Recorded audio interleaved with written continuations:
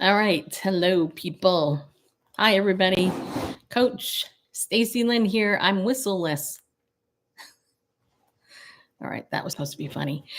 Anyway, hey, you know what? It is Monday, and I wanted to come in here for a few minutes, and I wanted to answer a question that I got probably about a week ago. I was sharing about my upbringing a little bit, and I had mentioned that my mom was a covert narcissist. And somebody asked me to explain what that is because they had never heard the term before. So, what I want to do in this video, and I'm going to try to keep it relatively short because I could go on and on and on forever and talk about this stuff. But I know you're busy and I'm busy.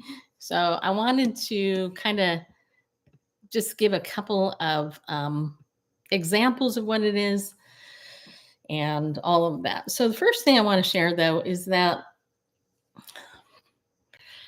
from a clinical perspective, covert narcissism is kind of the opposite of overt narcissism. Okay, so there's basically really four different there's a lot of different combinations, but you got overt narcissism, you got covert, then you have vulnerable, and then you have malignant, right? Grandiose. So what I'm talking about today is covert narcissism.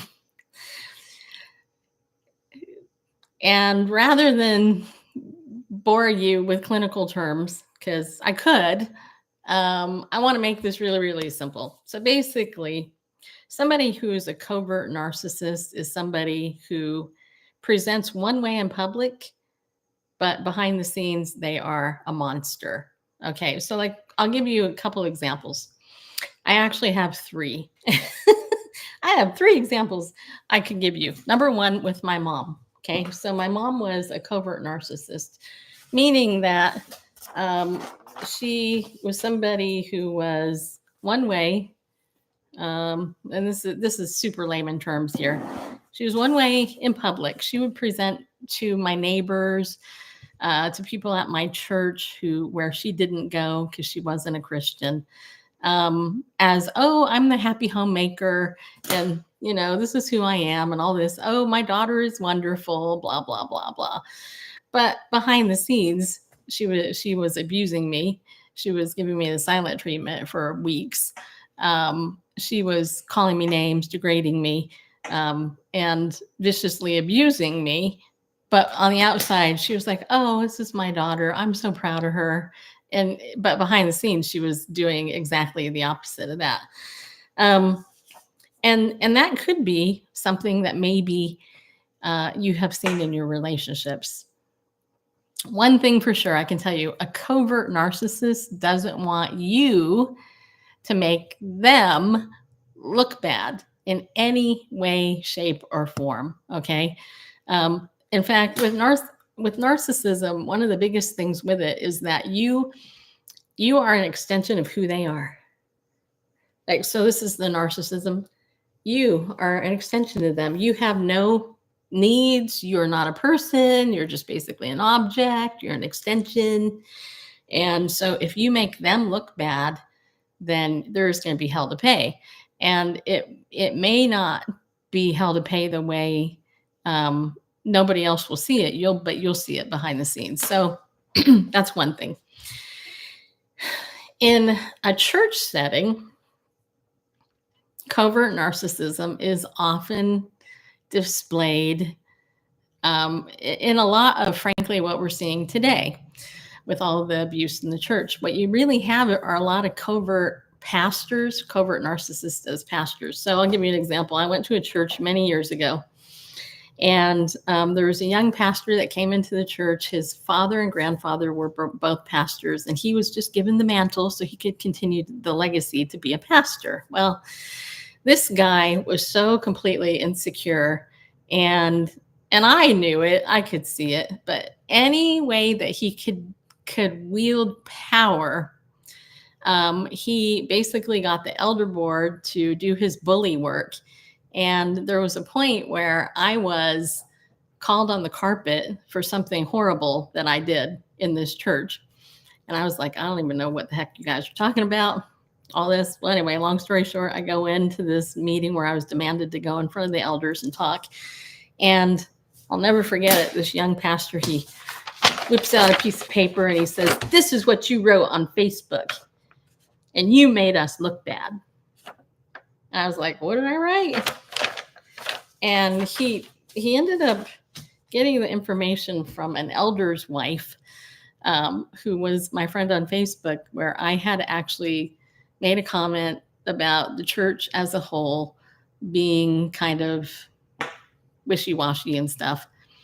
But this covert narcissist, rather than deal with his own insecurity, because he was very insecure, he wanted to bully me and shut me up. But in public, he would be, "Oh, you're so great, you're so great." But behind the scenes, he was completely berating me and calling me on the carpet. And that's church abuse, actually. And that actually took me out of the church for a decade because of that, which layered on top of my abuse in the home was like a massive thing. So that was covert. So, and you see a lot of this, unfortunately, in church abuse.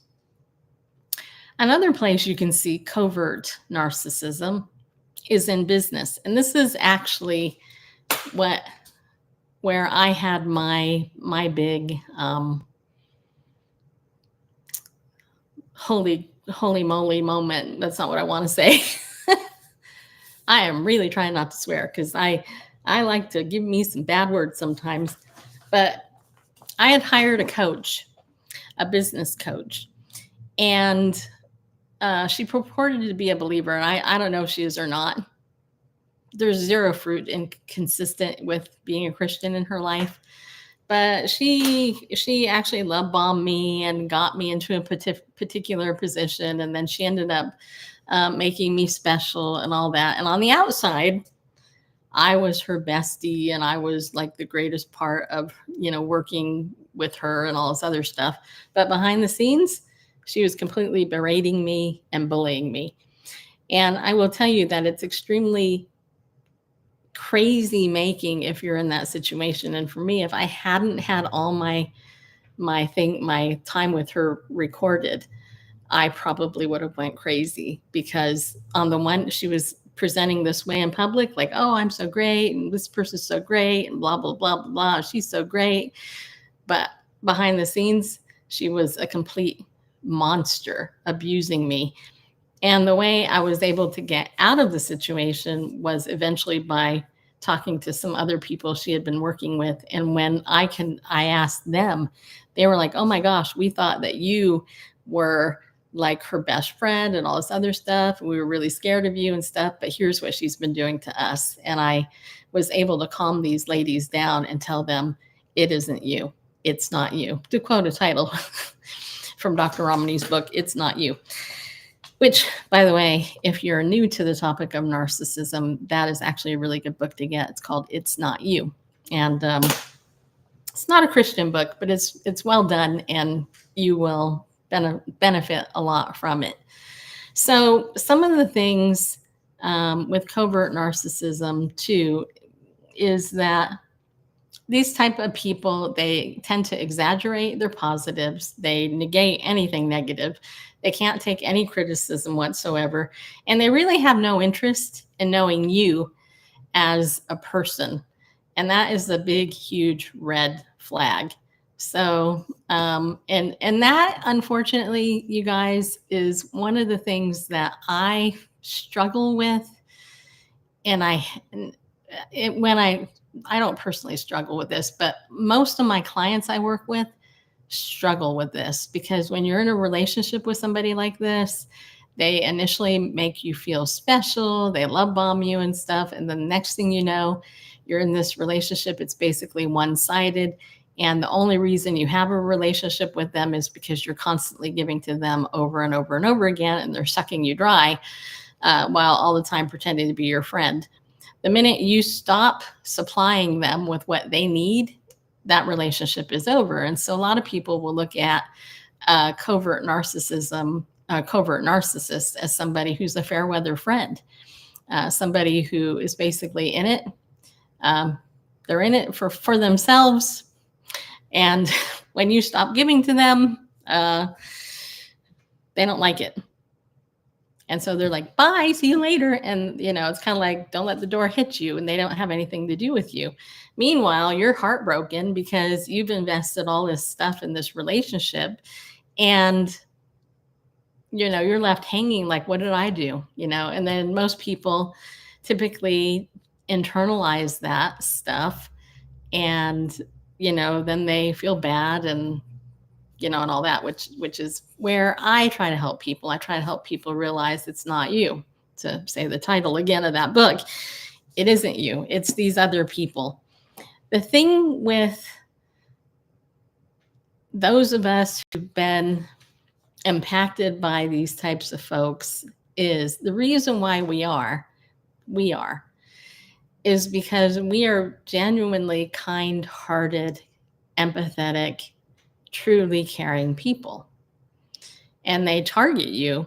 They literally target you because they can see that and they want to use you. This person I was telling you about, she targeted me and my ministry and piggybacked off my ministry to get her business through my ministry. And, all the while playing me, I figured it out a couple of years in. It took me a while, and that's usually what happens, by the way, is they begin playing mind games with you, and eventually you figure it out. You're like, wait a minute, what's going on here? So basically a covert narcissist is somebody who is one way in public, but very different in private. Unfortunately, you'll often see this with big name Christian celebrities as well. There are big names that they think they're all that, a bag of chips. They act all great on one medium you might see them on, but behind the scenes, they're monsters, they're liars, and they're a complete narcissist because they, because they are. I actually had a conversation with a very well-known lady who I'm not going to say her name, but I've talked to a lot of ladies. But I was sharing with her how I had been abused by a covert narcissist in Christian media. And it would be a name you might know if you're in Christian media. And this woman, this older lady, she allowed me to do a coaching session with her. She did it. She just gave it to me. I didn't even have to pay, which was really nice. But in that meeting, she told me, after I told her what was going on, she said, I want you to know that it's not you. This woman that you've dealt with is very well known to be a narcissist and very abusive, not only to her employees and the people that she works with, but she basically used you. And she's highly insecure, mentally unstable, which is true, actually. And very protective and guarded of their platform because they're afraid of losing it. Because if it does, then guess what? They have to deal with their stuff. And it's sad. It's really sad, actually.